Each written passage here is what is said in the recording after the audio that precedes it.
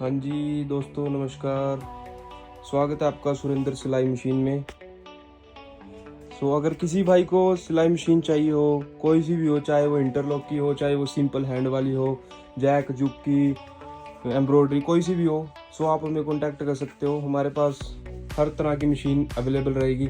आप देख सकते हो ये बैक क्लोजर मशीन है, और ये सारी सिलाई मशीन और अम्ब्रेला मशीन पड़ी है, देख सकते हो यहाँ पर भी। और मैं आपको आगे चल के दिखाता हूँ। ये देखिए सारी अम्ब्रेला पड़ी है, और दूर देख सकते हो आप, दूर तक सिलाई मशीन मिलेगी आपको। अगर किसी भी भाई को चाहिए हो सिलाई मशीन, आप हमें कांटेक्ट कर सकते हो।